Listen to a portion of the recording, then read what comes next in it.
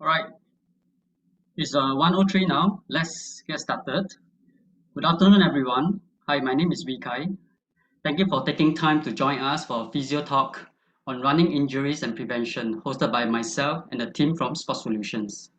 Before we get started,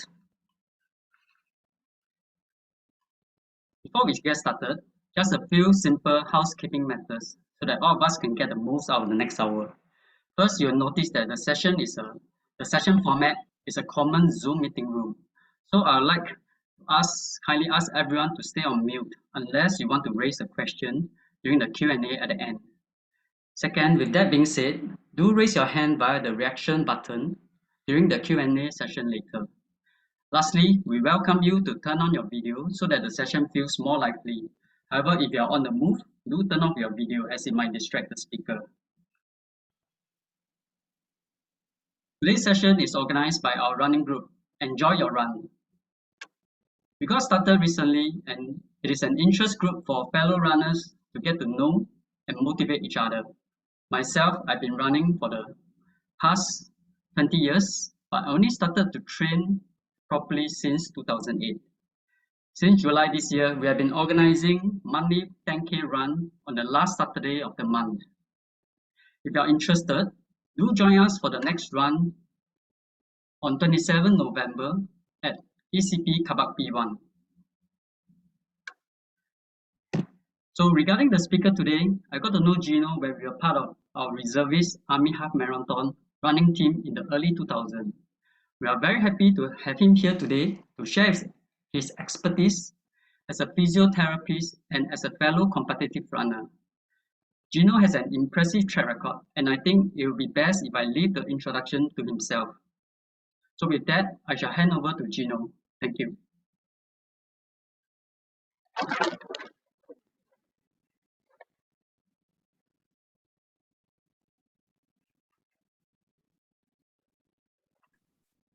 All right, hi everyone. Can you all hear me? Yes. Yes, okay. I forgot everybody's on me. All right, this is quite a low-key session in that I'm happy for you to ask questions along the way. If you want, just stop me, or if you want to put it at the bottom and raise your hand or something. Yeah. Now, you need to allow me to share my screen now. It says that the host is disabling me from sharing.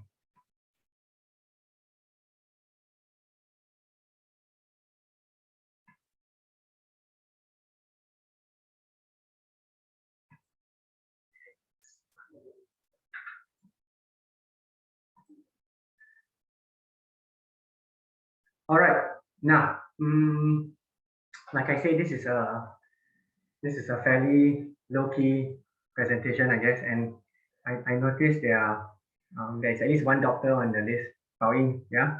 So if I can't answer, maybe Pao Ying can help me. Now, I am going to basically talk about running shoes first, and then we'll explain what the latest trend is. I'll explain how the latest trend came about, and I shall also talk a little bit about what happens when you get injured, or if you get injured because of what you do or how you run. Yeah.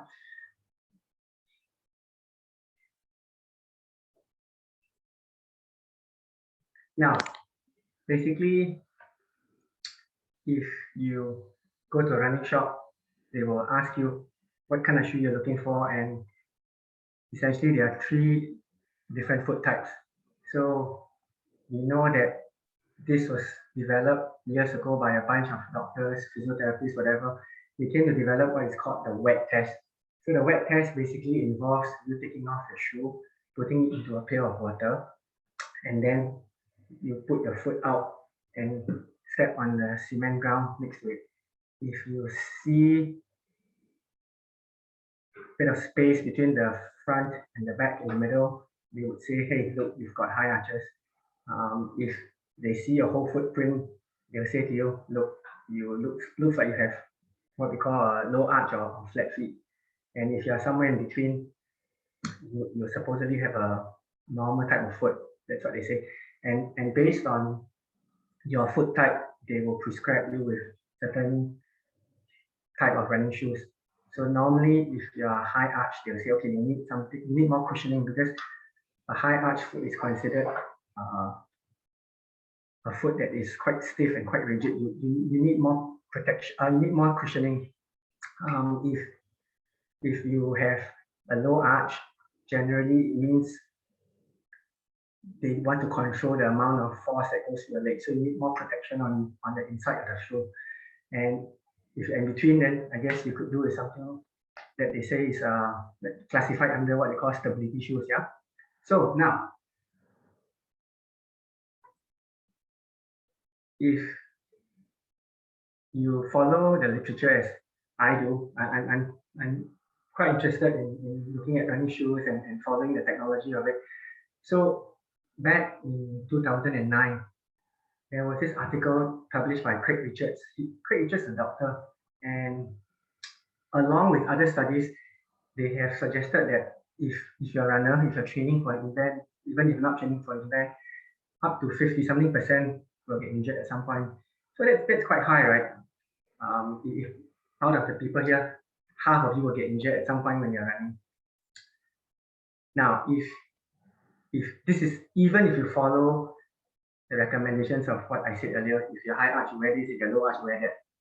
So he actually decided, hey, look, for years we've been doing this. It's almost like gospel. Everybody has been prescribing shoes based on your foot type. So he set out to investigate if this was truly evidence-based. Because essentially, if you're looking at training, right, if you're looking at intensity, you're looking at footwear, these are the two possible categories that you can control. If you can't control this, then chances are that the person will get injured. So in his systematic review, he didn't find any evidence at all about shoes preventing injuries. We'll talk more about that later. And this was really interesting. This was the first major paper that was published in the British Journal of Sports Medicine that actually suggests that the more expensive your running shoe, the more likely you're going to get injured. Okay, you didn't hear me wrongly. The more expensive your running shoe, the more likely you're going to get injured. Now, so if you go to a race, if you look at the people running around you, you'll find that this is extremely common now. What I would describe as a maximalist running shoe. Yes, so you can see that the midsole is generally really thick compared to previous running shoes you've seen in the past. I think where I'm pointing to, Hoka is one of the first companies that sort of came up with it. It was founded by two runners who used to work for Salomon, and they didn't like the fact that when you were using, so before maximalist running shoes, maybe 10 years ago, what was really popular was what we call minimalist type running shoes, right? Along with, if you've read the book Born to Run, you would know that they became really popular with the Vibrams, and so this was like an improvement or an alternative to that. Not many people enjoyed running in really running shoes. When I was telling one of my friends about the fact that I'm doing this, he says, "No, I don't like minimalist type shoes." So they actually similar in that there is what we call zero drop. The space between the front and the back is that there's no height difference. So in a typical running shoe, there would be what we call 8 to 12 mm of difference, but most of the maximalist running shoes in the early days didn't have any drop. It was basically zero drop. So now, it all changed when Kikoje did the first run and he almost broke 2 hours in that maximalist shoe, right? This was the shoe that was, everybody was dying to get a pair of it when it first came out. I had friends who tell me they spent up to $1,000 trying to buy it off eBay or some of the other online forums that were selling the sizes they couldn't get, so they had to resort to bidding for it, right? So what's so different between the previous maximalist and the paper 4% shoe now? Essentially, it's made up of very, very thick foam. and there is usually a carbon fiber plate in between. And of course, they have what we call the rubber also. Now, prior to Nike's Vaporfly, the two best running shoes were the Adidas Addio Boost and the Zoom Streak 6. Between the two shoes, they had been the 10 fastest running times ever. In fact, the last 5 world records prior to Kikuchi running the world record in 2001, it was all set by Adidas shoes. And how was this different? The midsole is twice as thick as the previous shoes. Now imagine you had, if you like to eat McDonald's, you have a cheeseburger. So this new cheeseburger that came out is twice, it's like a double cheeseburger, but the weight is exactly the same as your single cheeseburger. The calories are the same, for one of a better example. And not only that, the foam that they use, so Nike's foam was, they call it ZoomX, the foam ZoomX. It is actually twice as thick as the Zoom 6, the Zoom Streak 6 shoe, but it was actually 1/3 the weight of the previous shoe. So you could get just the same amount of weight with much more cushioning. Now, what's so amazing about this cushioning is that, so now, even with all the previous shoes you have, when you run, the midsole would tend to compress and there will be some bounce back or like spring, right? The effect's like a spring. So what is different is with this new ZoomX foam, they found that it was 87% better than the previous best shoe. So compared to the Zoom Streak 6, it was 75% better. Compared to the Adidas shoe, it was 65% better. That was what made the difference. There is also some suggestions that with the carbon fiber plate, it also helped with propulsion. Okay, I won't bore you the details, but this is if you want, you can talk about it later. So this is what is the latest shoe now they use. Look at how thick the midsole is. Yeah. Now, just to give you an idea how popular the shoe is, right?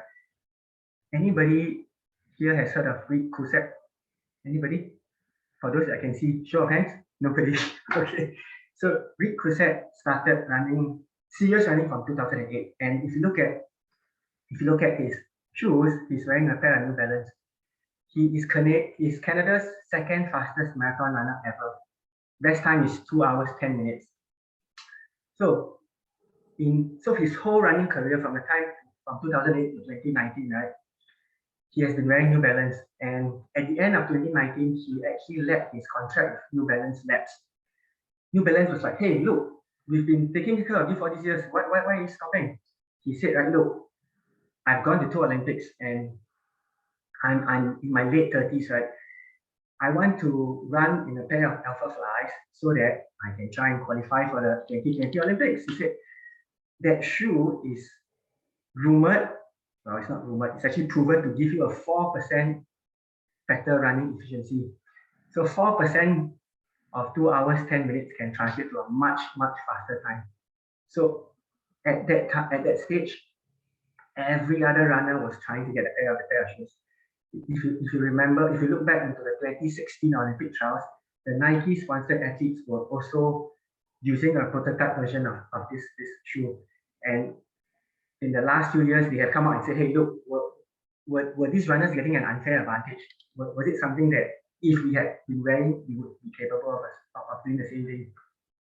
So that was how popular and how in demand the shoes was. All right, now, so what about if we looked at the maximalist shoes from the average person standpoint? You and I are not going to be able to run. You give me the best shoe in the world ever. I can never run in 2 hours. Let's put it this way. All the training, all the drugs you give me, I can never run in 2 hours. There's no chance you and I can do it. Now, so if you look at the research again, so Hennigan and Pollard are the most published authors on this topic. So when they first started, they got 2 groups of runners, right? And then they had them run 5 kilometers in the maximalist shoes. Okay, so I need to say that at that time they were using Hokas. They were not using the Nike Alpha Fly or Vaporfly, right? So they found that the runners tended to land a lot heavier and their ankles tended to roll in a lot more. So this is my right foot. So they tended to roll their ankles, or they tended to pronate a lot more. Now, in case you think pronate is a terrible word, everybody pronates. When you walk, when you run, you all tend to pronate. It's just how much you pronate. So, and then they thought, hey, look, the runners that they used were not used to the maximalist shoes. Perhaps if you give them some more time, it might be different. So in another study in 2019, that was published in 2019, they had different group of runners and they gave them the shoes for 6 weeks first to try and get used to it. So these runners got a pair of Hokas again and they ran with it, and 6 weeks later they were tested, right? Same result. They landed much heavier than compared to running in a normal pair of running shoe, and again the ankle tended to roll in. So subsequently, just published last year, this time around the authors thought, let's make it a bit better. We did two different researchers and let's make this even better. So they got New Balance to create for them a shoe where they could either put in extra foam or take out the extra if they didn't want. So essentially they're the same shoe. It could be a minimalist shoe, it could be a normal type of running shoe, it could be a maximalist running shoe. And after testing the runners, right, what they found was that some of the runners tended to land quite heavily when they were using the minimalist shoes. Majority of the runners landed very heavily with the maximalist shoes, majority. And they observed that in terms of, now if you think about how thick the shoes were, right? So I always use this example. Whatever shoe, if you're wearing a pair of shoes now, whatever shoe you're wearing, if you compare it with a pair of platform shoes, remember platform shoes, they were in fashion quite a few years ago. How would your foot respond if you were in the platform shoes? It's going to be a lot more unstable. Yes? So exactly that. They found that it influenced the subject's balance quite a fair bit because of the fact that it was so much higher. And now, if I've got a picture of a gymnast here, maybe Bao Ying will know her. This is Hing Wei. Hing Wei is our only Olympic gymnast, the only Singaporean who's gone to the Olympics. So the example I'm going to use is this. When they do somersaults, when they do tumble turns, when they land on the mat during the floor exercise, right? If the mat is really soft, they're going to land a lot harder. That's what gymnasts will tell you, because they need to feel, they need to get a feel of how the foot needs to balance, because for them they need to stay upright when they finish the routine. So same with the running shoes. When the runners were not used to the cushioning, because it was so much softer, they had to land a lot harder to get used to it. Now, if you've had a chance to run in a pair of Nike Alpha Flies or Vapor Flies, has anybody tried running in those? We can't try before? Nobody has tried running in any of those? Okay. Now, I would probably describe it as landing on marshmallow. That's how you feel. It's really, really soft, but it basically has what we call an energy return. It's almost, you feel as though you're like running downhill all the time. Now, all of you are runners. You've tried running on the flat ground, you've tried running downhill. Big difference, yes? Running downhill.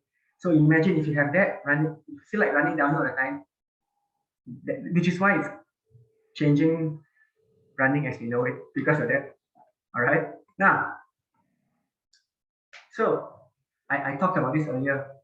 Before the maximalist shoes came into fashion, 10 years ago, the Vibrams, the minimalist type shoes were all the rage. And it was partly because of this book, Born to Run by Christopher McDougall. So he talks about the Tarahumara Indians who were the greatest runners in the world. And now, I'm going to try and explain to you how actually the principle of running with the minimalist shoes is fairly similar to running with the maximalist shoes, except they're two different shoes altogether. And if you can understand this, you understand why we are getting injured and why and how we can solve this. Okay, now, so I'm going to show you some pictures first. So this picture is taken at the 1972 Olympics, 10,000 meters final. Of course, the guys are all wearing running spikes. So you can see one runner heel striking, but most of them, they are landing quite close to the middle or what we call on the forefoot. So you can see Frank Schotter here, who later went to win the marathon. Leslie Viren won the 5,000 and 10,000 meters at this Olympics and the next Olympics. They were all wearing Adidas at the time. And some of you may recognize this shoe. It's very popular among the kids nowadays, right? It's called the Mexico 66. This was actually invented, it was actually a running spike first. It was created or invented for the 1968 Olympics. And before running became really popular after French, so the modern running boom is attributed to Frank Schotter winning the 1972 marathon, and then the American public just went crazy. They all wanted to run. So before that, most of the running shoes were minimalist type shoes, really thin midsole, not thick like before. Now, even when Nike started, Nike came up with the sock racer, the sock trainer. I had a pair of these when I was growing up, and Nike made the lightest racing shoe ever. It's called the Duelist. I had a pair of these too, but mine was green, not pink. So you notice that in those days, the running shoes were mostly super lightweight. So now, with the Alpha Fly, with the Zoom Fly, with the Vapor Fly, sorry, they've essentially making the same shoe, like a racing flat, much thicker, but because of the improvement in technology, same weight or less. Yeah. So Adidas spent a lot of time coming up with the minimalist type shoes, which is so Nike is doing different from Adidas. Adidas is trying to improve the cushioning such that the cushioning is much more but lightweight. Adidas is not going that way as much, but they're trying to reduce the weight of their racing shoes at the time. So now, if you compare, so this is a shoe that ASICS released for the Olympics recently. So it's not as flimsy as before, but it's very thick and it's got quite a bit of a gap here. Yeah, we'll discuss this later probably. Now, why am I telling you this? Compare with the Vibrams, totally flat, right? Now, so if we look at what was essentially the minimalist type shoes now, so some of the published research we look at, they don't consider the Nike Free as a minimalist shoe. If you look at it, it's not that flimsy, it's not that thin, right? It does have a decent cushioning. So if you look at the literature, you have to be careful. Some papers would consider Nike Free as a minimalist shoe, some papers don't. Now, how did the Nike Free come about? It was basically because of this coach called Vin Lanana. Vin Lanana is a very famous coach at Stanford University. After he went to Stanford, right, the track and field team, the cross country team, won lots of titles. They won the NCAA championships 5 times in 6 or 7 years.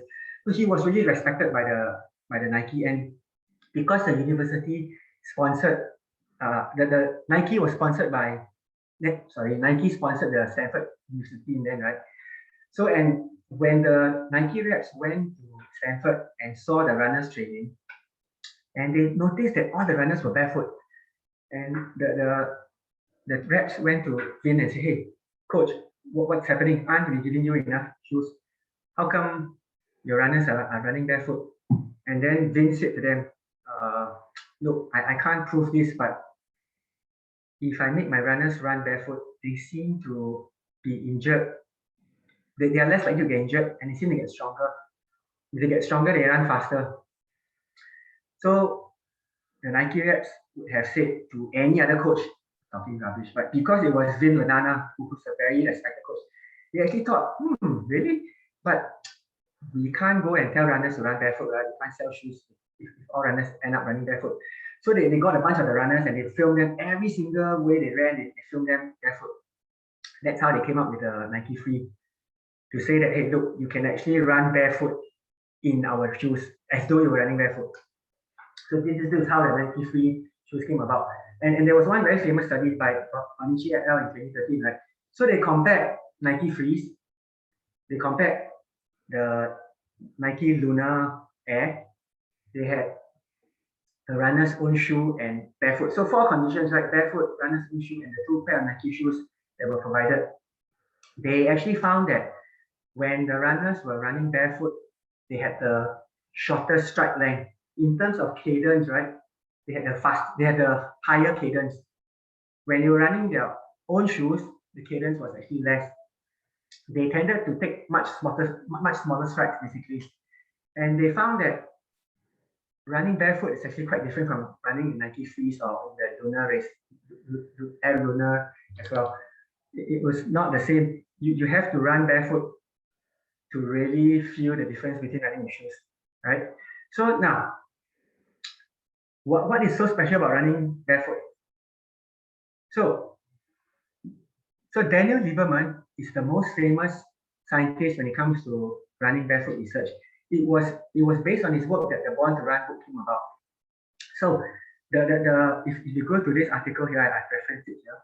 Now they found that if you ran barefoot and you are a heel striker, you landed on your heels, right? I can show you the I can't show you any videos on this particular platform, but later if you have time to show you some videos once I come out of this, right?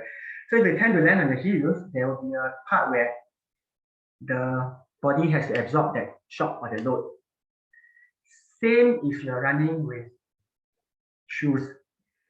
If you landed on your heels, there will be that spike where the load, the impact of running would be absorbed up the shoe and then through the body. Right? So basically quite similar whether you were landing barefoot on your heels or landing barefoot, landing on your heels with shoes. Now, if somehow you could run and land on your forefoot, or some people landed on their midfoot, there wouldn't be that amount of shock that's transferred out of the body.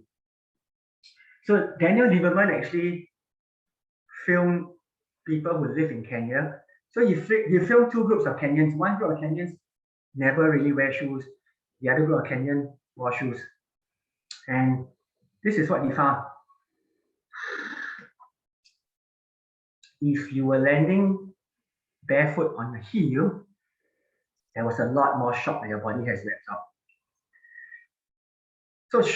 So now you can see that the shoes work really well if you land on the heels, if the heels are cushioned, right? Because it's almost identical the shock that you have to be going through your body. So what he found was if the Kenyans who never wear shoes their whole life, you give, rewind, sorry. For the Kenyans who wore shoes the whole life, 90% of them would heel strike if you give them shoes as well to run. Only 10% would forefoot strike and midfoot strike. Now, if you compare these who don't wear shoes, 50% of them would still heel strike, while the other 50% would not heel strike. They would land on their forefoot or they land on their midfoot. So if we can somehow change your running style to landing on your midfoot or your forefoot, you're going to have a lot less impact traveling up the body. Okay. So I took this picture from the Straits Times last week. I'm guessing this person is Singaporean Indian, and you can see that even when he's running on the Taikosam, he's striking. So what Lieberman observed is correct. For most of us who have always been wearing shoes, most of us will tend to land on our heels. Evidence here. Okay. Now, so you've seen from Daniel Lieberman's research, ideally, if your running technique is good, there is a lot less impact compared to running barefoot, compared to running with shoes. But there's a very big but. It depends on running correctly. Because if you don't, remember, if you don't, your impact is 7 times more. Can you see why Vibram had such a bad reputation when it was popular? So they claim, maybe it was their fault, the Vibram claimed that you just have to wear their shoes and you will run forefoot, midfoot, whatever, but it's not true. You know it's not true. So people who still insisted on wearing Vibrams and landing on the heels, they're going to take a lot more load, which is why the podiatrists now were very happy because they were saying that, hey, look, because you see, if all of us wear shoes, wear orthotics, the podiatrists are the happiest, right? They're going to sell shoes, they're going to sell orthotics to you and I. But if this running barefoot so-called popularity had succeeded, the podiatrists would tend to lose the most because nobody would want to be making orthotics anymore. We'll talk about this later. So, like I said, it all depends on your running technique. If your running technique is raw or poor, you're going to have a lot more load going through your body. Okay? So, it is actually a skill that you and I have to learn or master if we want to run in any kind of shoe we want without getting injured. Okay? So earlier I talked about this. Craig Richards, who's an Australian doctor, right? He found no evidence that running shoes help with running injuries. In fact, what he found was the more expensive the running shoe, the more likely you were going to get injured. Now, he actually issued a challenge to the shoe manufacturers. He says, hey, look, if you say that your shoes help prevent injuries, can you show me the evidence? No company responded.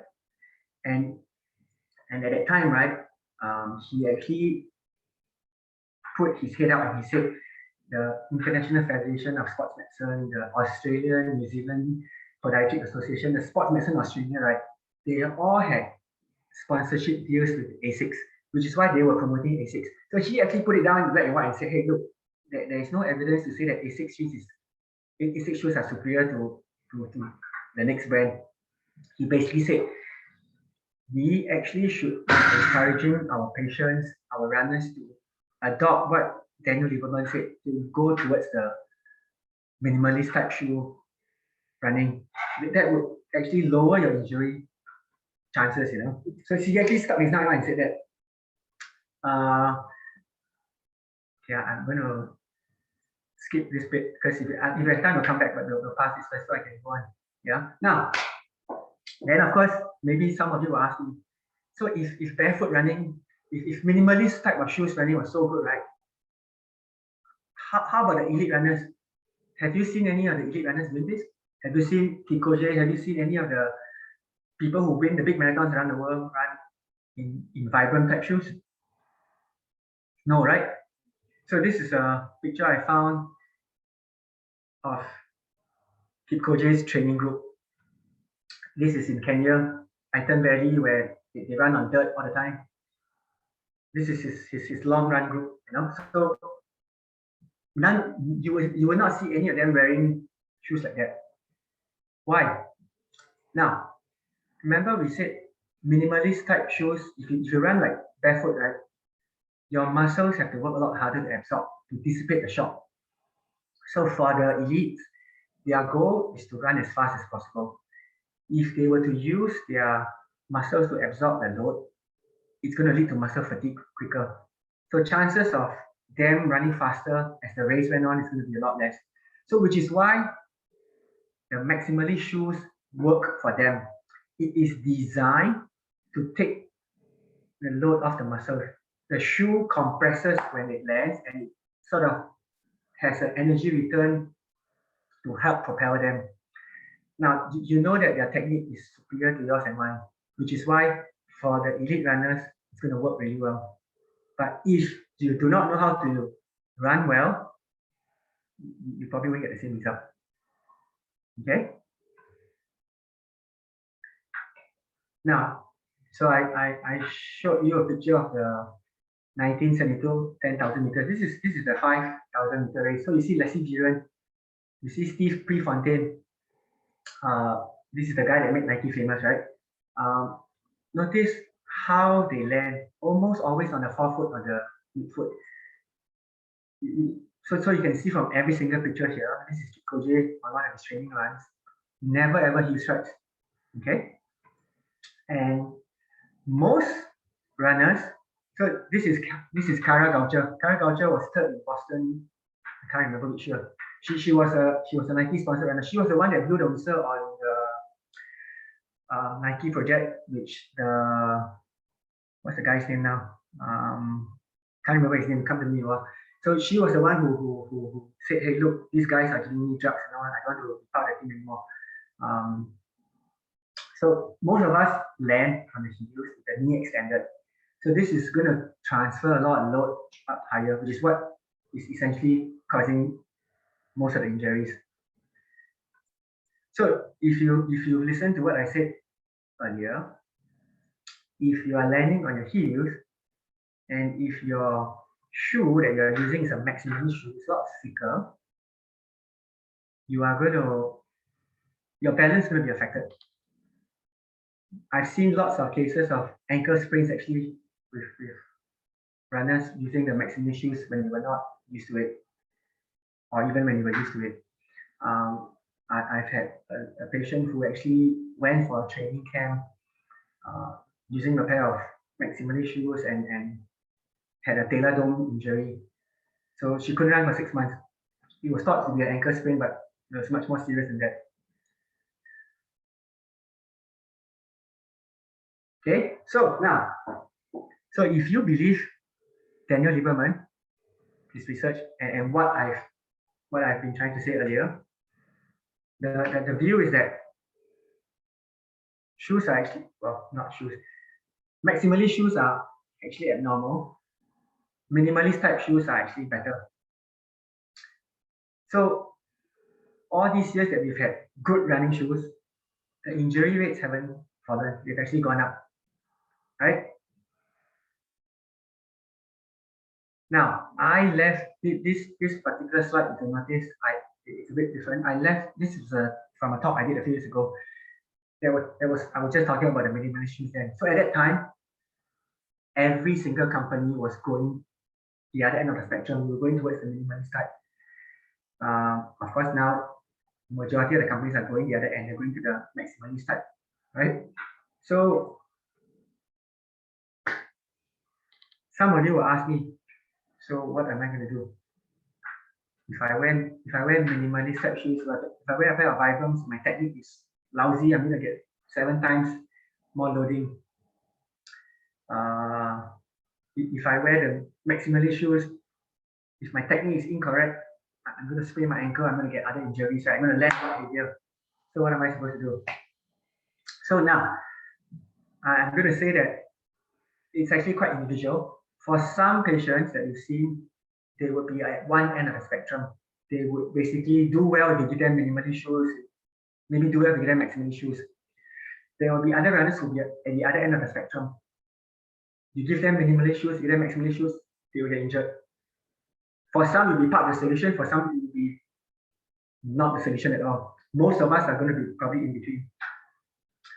So let me just show you this. A pair of Vibrams costs $180. I use something like this as my minimalist shoe. It costs 30 Chinese dollars, 30 RMB, or 6 Singapore dollars. So I think it's a much cheaper version if you're thinking of a minimalist shoe. Okay, sorry for the sidetrack. So now,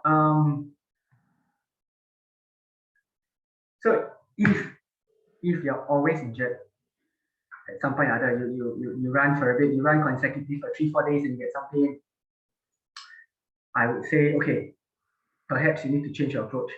Perhaps instead of just changing shoes, you might need to work on your running technique. You might want to learn how to land properly, such that you minimize the chance of getting injured.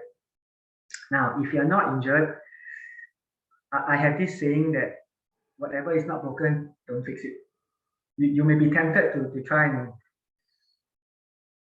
the latest flavor of the month, but I've seen quite a lot of runners in our clinic who change whatever they were doing and change shoes basically and end up getting injured. Seen too many of that. Bear in mind that so this is a question that often comes up. If you're running 50 kilometers a week and you switch to a minimalist type shoe, there's no chance you're going to be able to run 50 kilometers. Your muscles cannot handle the load. So you might have to consider dropping the mileage, or you may just want to do it for your cool down or your warm up. Yeah. So that's my suggestion anyway. So now, I really love this picture. This was taken at the Tokyo Olympics recently. So this girl, Chemutai, she actually won the women's 3,000 meter steeplechase. Now, I used to run the steeplechase when I was in school. This is actually at the water jump. No, any running coach looking at this picture would think, oh my God, how on earth is she handling the water jump like this? So why I like this picture? Because so far all that I've known before I started my talk, right? Most of you anyway, what you hear, what you read, what you know about running, all about running shoes may not be correct or may not be totally true. So my suggestion as we go further down the track, you're going to ask me questions about injuries and all. So what we do in our clinic is a bit different from what you read, what you hear. So I'm going to maybe say, forget what you know. This is taken from Lao Tzu's Tao Te Ching, right? So like I said, it's looking at it from a different perspective. So this girl, she won the gold medal at the steeplechase. She is doing something nobody else has done. If we do the same thing, maybe get the same result, right? Do something different, then hopefully get a better result. That's my suggestion anyway. Okay, so I basically have gone through what I need to go through. I will answer some of the questions. We have quite a bit of time. I sort of rushed a little bit. We have quite a bit of time. We did get some questions. I'll go through some of those questions. Anybody else got any questions before I go there?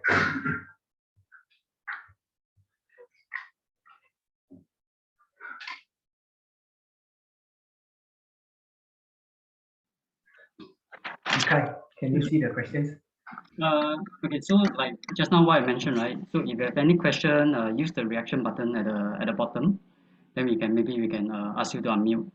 So if not, everybody will be speaking together. Yeah.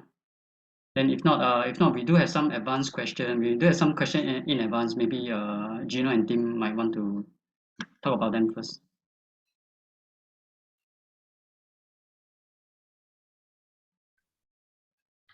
So we'll answer the questions that were asked earlier in case some of you are still thinking.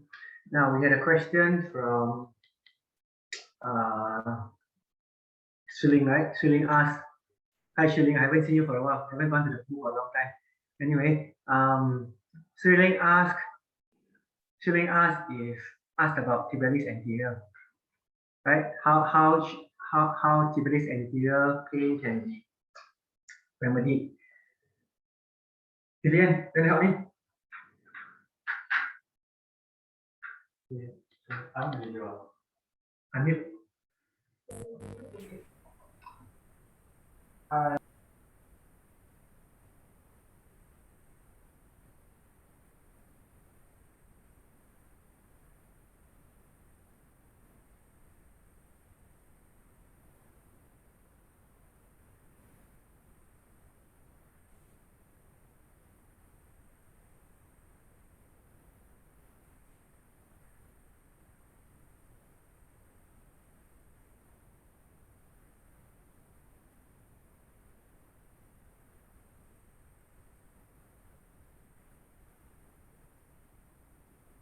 TVM, we can't hear anything.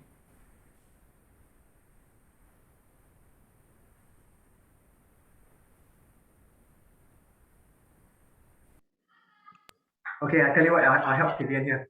Okay, so Shiling, now tibialis anterior pain, right? Okay, so I can, to be fair, I really need to assess the patient, but if you ask me off the top of my head, I can tell you this. Usually, the tibialis anterior starts from the top of the tibia, yeah, and it goes along the inside of the right leg. This is the right skeleton, and then it comes and finishes on the inside. So basically, the action of tibialis anterior is what we call dorsiflexion. It helps to dorsiflex the foot. So in running, if if you're taking a big step when you walk, when you run, you're going to heel strike. So tibialis anterior will slow the foot down from slapping on the ground. So it is eccentrically trying to prevent too much slapping of the foot on the ground.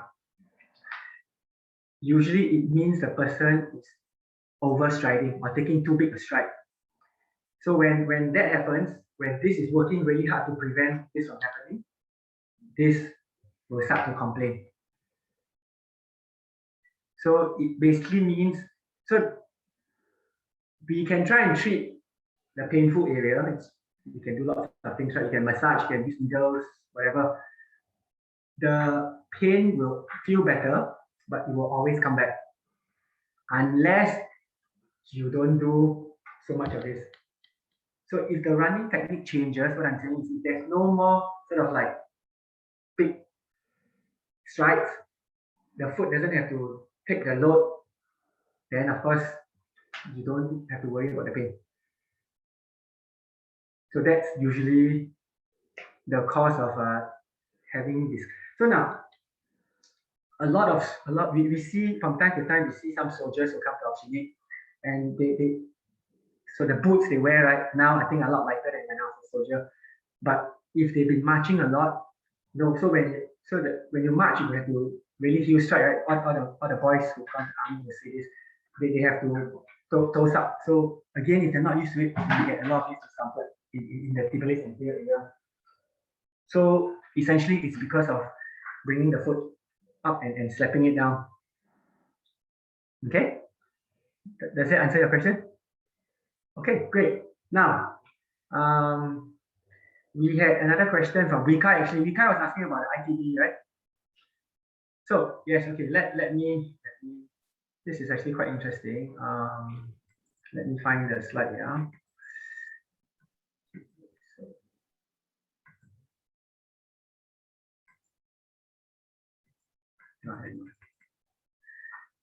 Where's my ITB? Okay, great. Now, so Vikai says that he has some IT band. So the IT band is this where if you follow my cursor. Now, it actually hang on. It actually originates from this muscle here called the tensor fascial lata, and then it sort of attaches to the outer part of the thigh. Now, majority of the time, if you've got IT band pain, what have you been told to do? Use a tennis ball, use a roller to roll over the area, right? Yes? Is that what we were normally told? Yeah. Yeah? Massage ball. Exactly. Some stretch to the, you will stretch from left to right, I think. Like left to right, right to left.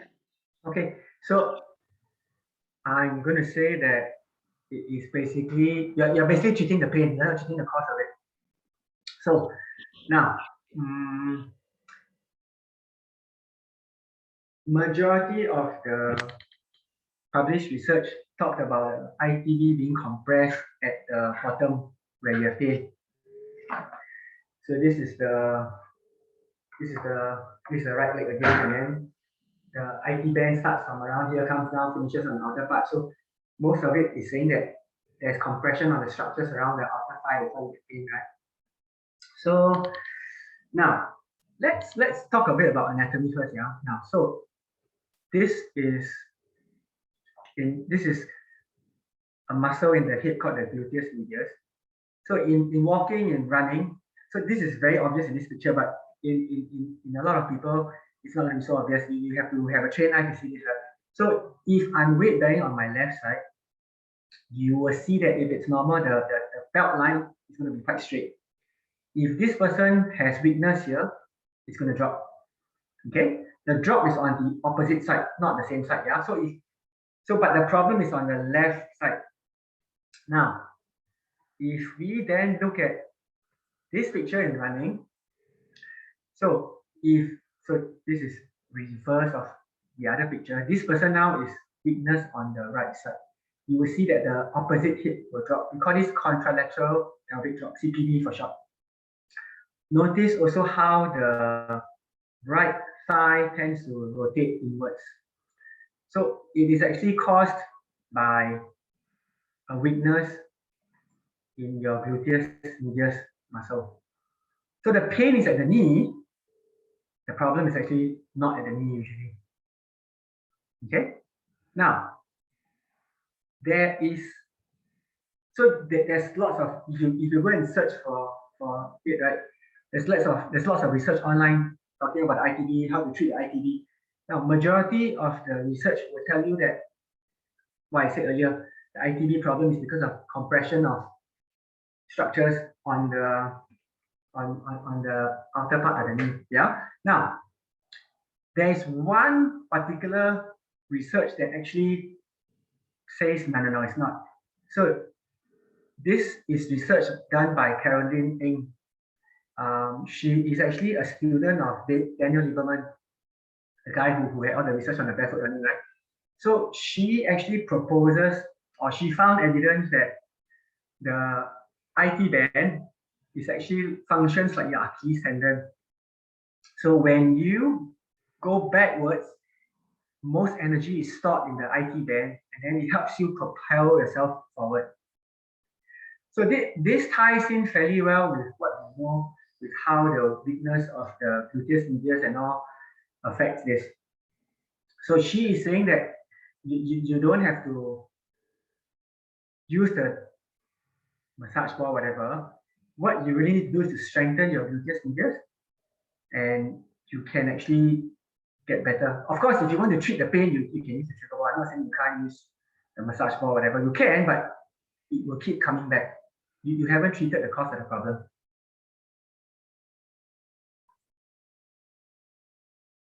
Does that answer your question, Ikai? Yeah. But one question is, right, I tend to get more, I feel more ache on my left side rather than on my right side. My right side is my muscle foot. Is it common that you get the ITB on the other side of your leg? Yes. Okay, I'm going to let Byron answer this. Byron, you're on. Where's Byron?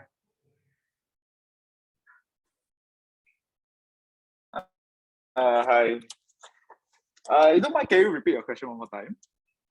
So I tend to get the outer knee of my left leg.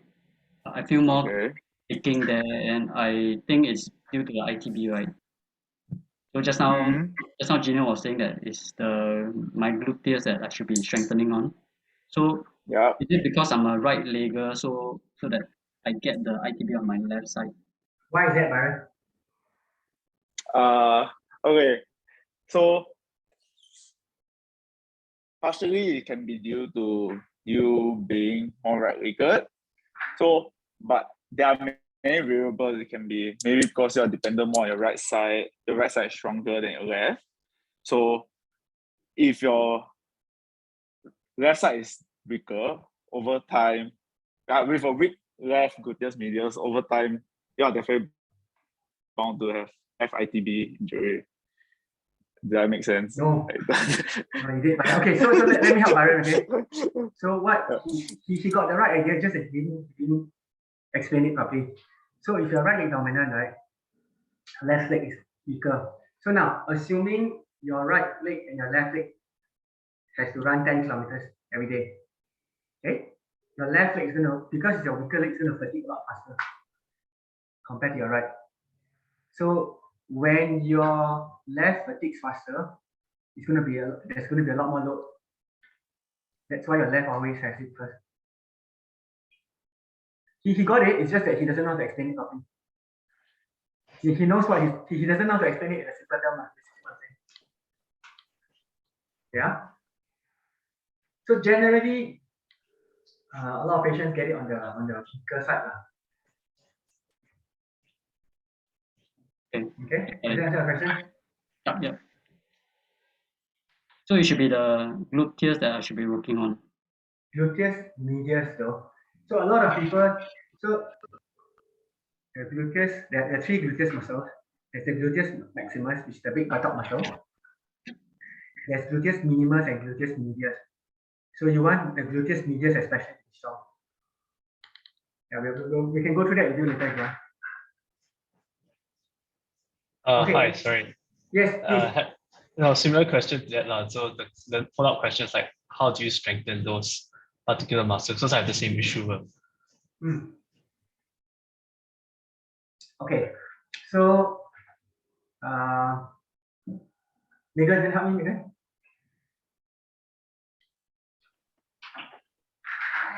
Hi, Megan. So, one way to strengthen your previous medius. So this is on the side of your hip.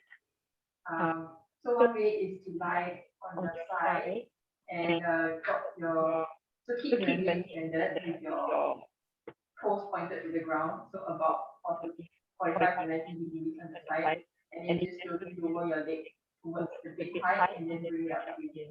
So that's one way of targeting the previous medius. But it's not very translatable in your running because you don't lie on your side indeed, right? So another way is standing to put like a resistance band around your knee or your ankles and keep your knee extended, so just bring your leg to the side and back again. So you've got to go in a diagonal fashion back like 45 degrees. So that's another way to strengthen the medius. Yeah. Vivian, you want to help? Anything to add? Yes, no? Okay, never mind, we'll call together. Okay, who asked the question? Sorry, I can't see who is it. I think it was Lincoln. Lincoln, okay, Yeah, Lincoln. correct. Yeah. So now, I'm going to answer a question in a roundabout way. Now, you said that you have IT band pain, right? Okay, so to be fair to you and to us, we don't really know if you have that because you think it is, but you're not sure. Generally, if you listen to what I said earlier, a lot of this happens because runners are heel striking. They're taking too big a step. So if you shorten your stride, if you don't land on the heel, if you take a smaller step, chances are you might not get the pain. So so now if your gluteus medius is weak, it can cause your IT band pain. So if you strengthen your gluteus medius, if you still run the same way, it can still come, because you're not treating the cause of it.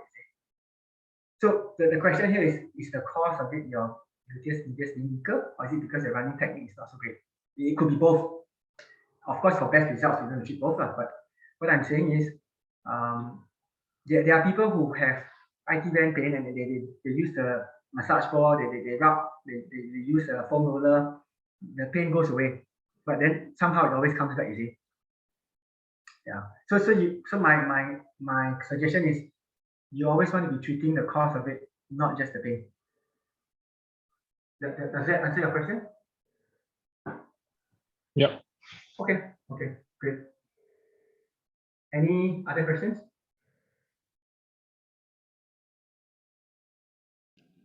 Anyone who has any question, feel free to unmute. Isaac. Yeah, Isaac first. John and Isaac. I mean, like whoever can go first. Hi, yeah. I was just thinking, I don't know what is a fair statement to say, but there seems to be like a shift away from like ideal body mechanics and like how posture links to pain. So I'm just thinking if like a client comes in with pain from running and you realize that he's a heel striker, would the treatment direction be towards like unloading and then like slowly, progressively overloading from there? Or would it be changing his biomechanics from like being a heel striker to like a mid-foot striker? Okay, Isaac, hi. I saw your question. I was going to leave it to the end because your question is not so straightforward. Yeah. Let me look at your question again. Megan, can you help me with the question? Okay, so Isaac's question, yeah. Okay, let me for those. This is so Isaac is a physiotherapist. He's a bit he's asking me to do some of the work for him, I'm guessing. So Isaac's question, in context of the general population, will a different foot strike, forefoot, midfoot, heel strike predispose them to different injuries? Okay, and does this affect efficiency in running?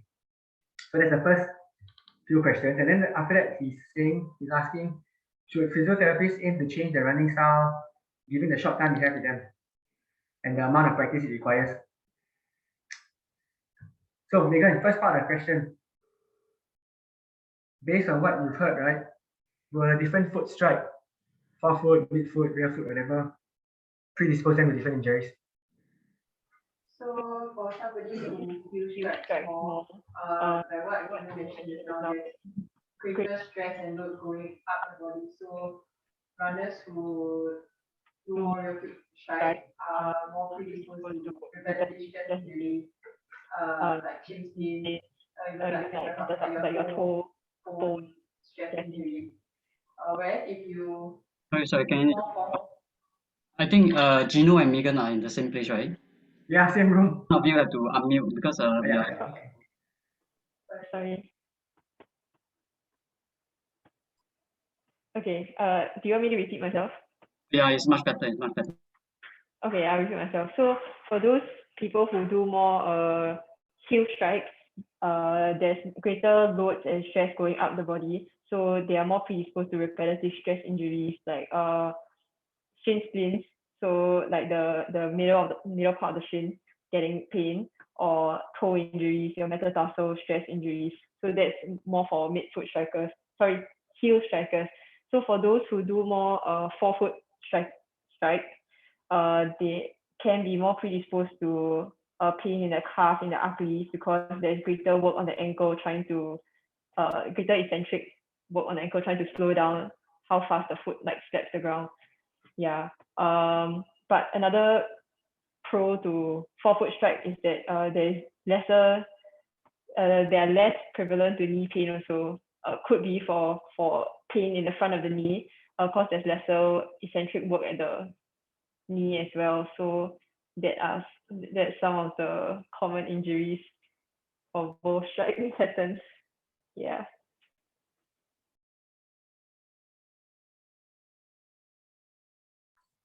Okay, let me help Megan a bit, yeah. She's a bit nervous here because I'm staring at her now. So anyway, if you look at the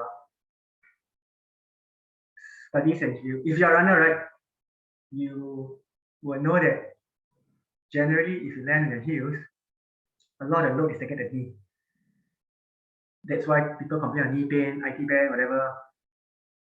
Now, if you remember my earlier presentation, so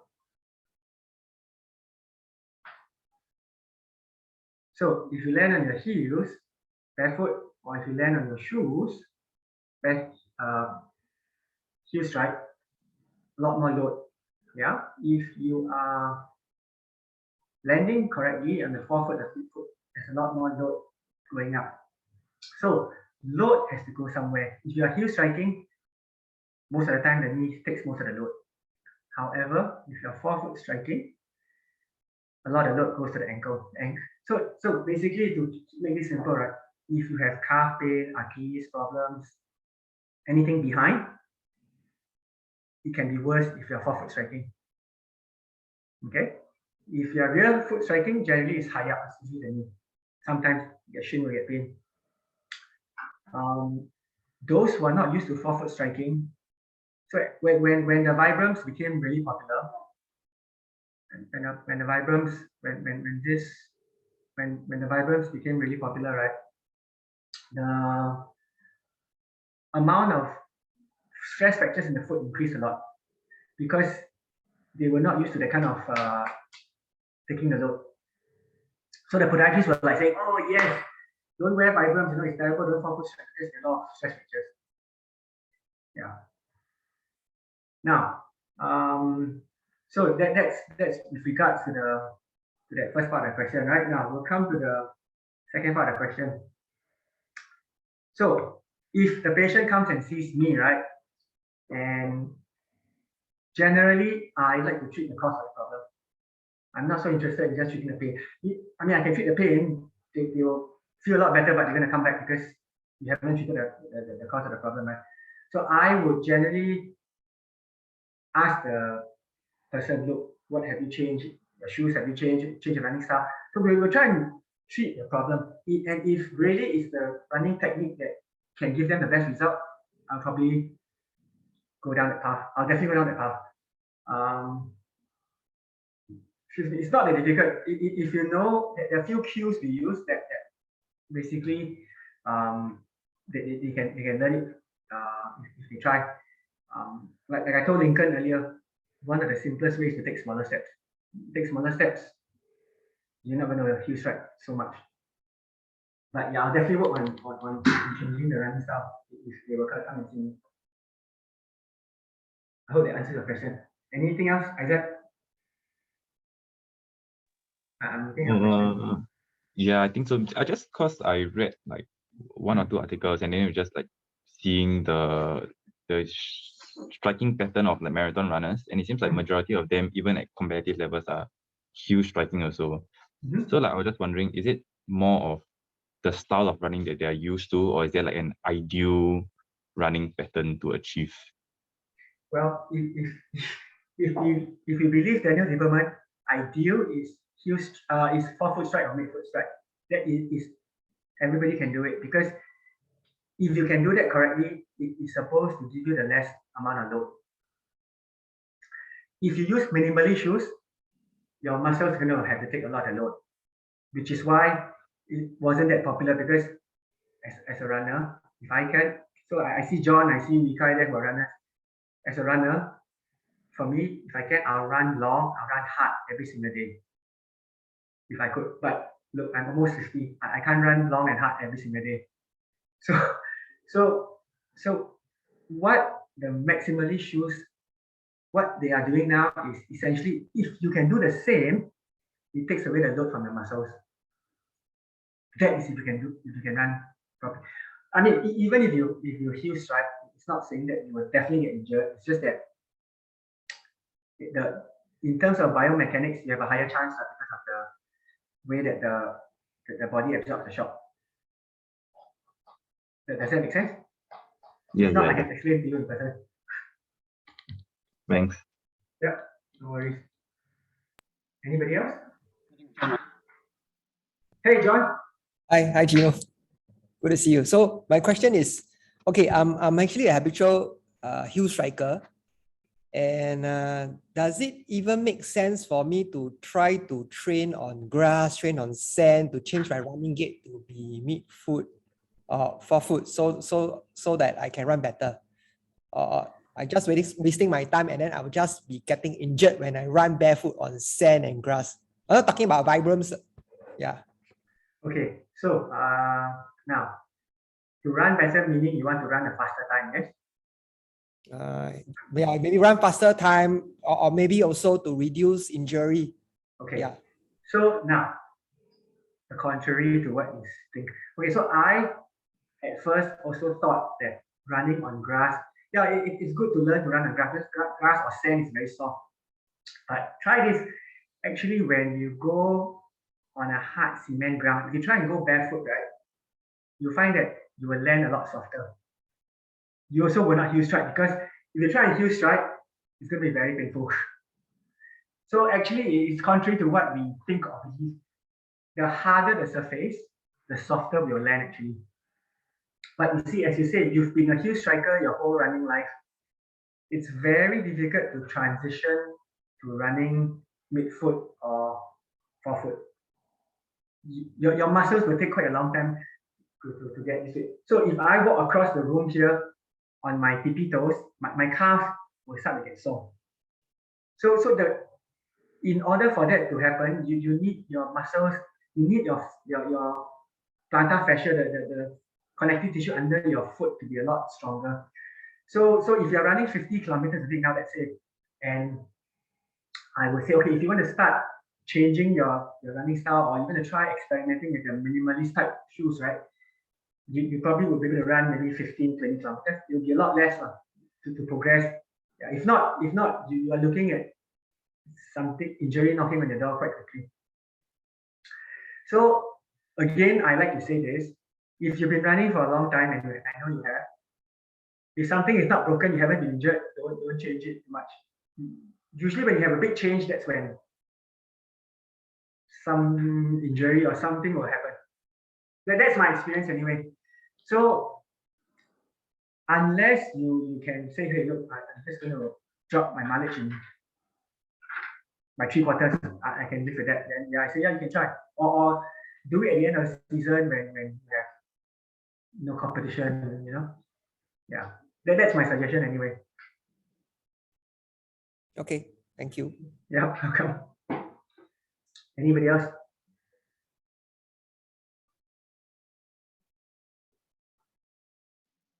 Anyone else with any other questions?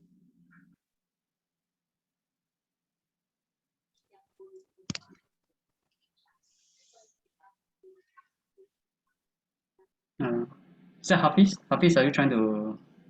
Yes. Okay. Sorry, my question, Gino or Yes. anybody. Hi, Gino. How are you? I'm good. Hey, How are you? Good. Hey, just a question. If let's say we trying to strengthen, re-strengthening back, you know, like glute muscle, maybe because we have the ITB or the knee, right? Like just now, somebody Isaac was saying about the outer knee. So you are doing the strengthening of your muscle. So do we need to totally stop and carry on with the strengthening first for a period of time, or can we go like parallel, or Of how? course. So well, generally I wouldn't suggest somebody stop running. Most of the time, if somebody comes and sees me and I say stop running, they probably don't come and see me anymore anyway. So you can always do both. So if somebody were to come and see me, I'll say, hey, look, you still want to run, right? They'll still say yes. So I said, you can still run, but maybe try changing this. Change one thing. At the same time, you can also include strengthening of the gluteus medius to have less chance of the hip dropping, like what we said. And if you take a smaller stride, take a smaller step, maybe you won't get that anymore. So it's definitely we can do everything together. So you reduce the volume of your training mileage, I guess. Yes. Now, when you run, right, if you do your interval training, do you normally take a bigger step? No, nowadays I go more on midfoot. Sure. So you're clever. Most people, if you're running intervals, right, because they want to try and run faster, they try and take a bigger step. So that's when there's increased loads. Yeah. So I would say, yeah, we definitely can do everything. A few, in terms of treatment, we can do a few things together for sure. Thank you. Yep, welcome. Okay, we have a question from I think Joe is wanted to ask a question. Hi, Gino. Hi. Hi, long time no see. Okay, I have a question. I think I'm good. I think lately I always experience some pain on the front of my knee, but this pain will go away after like a couple of 100 meters run. So what is the cause of that? Can it fully be clear? I'm just curious. What is the cause of that? I'm still trying to figure out myself. So you have pain at the front of the knee. Correct, on one leg, correct. So this is the right thigh.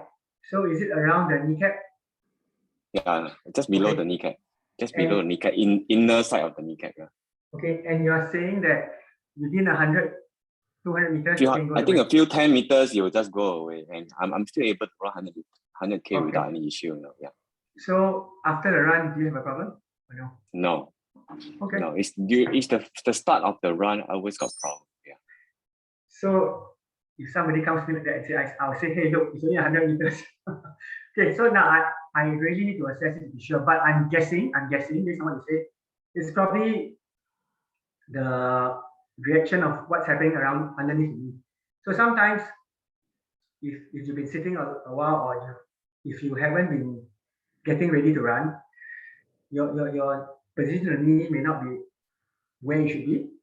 So when you run, because of some movements, the knee can shift. I can't show you this so well, but underneath the kneecap, there are three different triangular surfaces. So it can sort of rub and cause some friction, I guess. So that may be what's causing your discomfort. Until I check, I can't be 100% sure. I'm only sort of guessing from what you're asking me. So Okay, I would say that if it's just 100 meters, right? I think many runners will die to be like you. Have trained for 100 meters and no more pain after that. Okay. Yeah. Yep.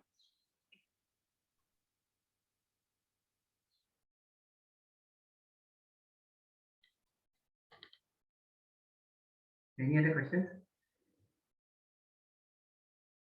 Tuhan. Question, Tuhan? A lot lah. I talk to you privately. old men have lots of pain, but don't know how. Ask one. You can ask one. For me is I feel my glutes is have that naggy pain. Yes. So based on just now all your sharing, I mean you guys are elite runner. Wow, got running style, got different shoe. Wow, this is not my level lah. I mean no. Yeah, as a referee, we wear stud shoe, we have all different kind of shoes. So I also cannot figure out, but I just know that there is this naggy pain at the glute area, Yeah. So this is the pelvis, right? Yeah. So is it at the side? Yeah. Or behind? Only the right side. Only the right side. Yeah. Okay. So this is the right side, yeah. So around here? Yes. Okay. So now I saw you run the other day. You tend to run. You run with quite a big step. So yeah. again, yes. I'm guessing again. I haven't assessed you. Possibly it's your gluteus medius that's getting tired. Does it? Yeah. How often when does the pain come? At the start of the run? 365 days. So every day is painful. Yeah. Okay. Okay. I mean, there's pain, there's ache. Yeah lah, but then it's always there lah. So okay, again, I really need to. Yeah, like I must see you long. I must see you then know the. I'm guessing it's your gluteus medius. Yes. Even in walking, if you take a big step, this can affect you. Okay. So because I learned through your sharings, you think maybe take a smaller step, maybe. Yeah, because I also do mileage. I also run on all kinds of ground. So yeah. Plus I'm not like your professional. Okay. No, we're all amateurs. Yeah, so I guess probably I will have to meet up with you then, maybe change running style or all kinds of things. I mean, like you say, what I like is find the root of the problem, but not about the pain, but find the root of the cause of the problem. Yeah. I know really I will message you, then we fix the problem maybe with your staff or whatever. Sure. Hey, Pao Ying is thanks, Tuhan. Hey, how about Pao Ying? Pao Ying is a sports doctor here, right? Anything to add, Pao Ying? We haven't heard from you, Pao Ying. Hello, Gino. Hi. No lah. This kind of generic questions that have been asked, right? I think really need to come in for assessment by Gino or by myself, the kind of stuff. Hard to answer this kind of thing, cause individualized, right? So every single problem itself has a root cause itself. It's for us to find out first, lah. Yeah. So in your opinion, right, Pao Ying, what are the more common running injuries that you see in your clinic? Patellofemoral pain syndrome. Exactly. Knee pain. Quite a few of you asked about ITD. It's all pain in the knee, right? So yeah, exactly the same. Yeah, it's all about the hips right now. Yeah. Exactly. Thanks, Pao Ying. Thanks. Anybody else? So now, you've seen my email on the list on the presentation earlier. If you want, you can contact Mikai. I'm happy to give you my number if you want to. You can message us. I'm happy to take your questions. If you have any more questions or you're a bit shy, you can message me privately, email me, WhatsApp me, whatever. Okay, I just want to say thank you because this talk was supposed to be. Mikai asked me to do this in September, but I don't know if you all know I had an accident in September, so we had to be delayed a bit. Yeah, so which is why the talk is actually today instead of in November. In September. Yeah. If you have questions, email me, WhatsApp me. If you need my contact, please ask Mikai. Yeah. Anyway, thanks Gino for the session. Before we leave, I'll check with Gino whether what the information that he can share right just now during the presentation, and if there's anything, I think in the registration when you register for this event, there's an email coming to you, right? You can just reply on that. Otherwise, I guess then for my side, we have a running group. Our next run is on last Saturday of this month. If you are free, maybe drop me a message if you want to join. Okay, so with that, I think thanks Gino and his team for the presentation. Yeah, thank you, and thanks everyone for your time. Yeah, Thank you.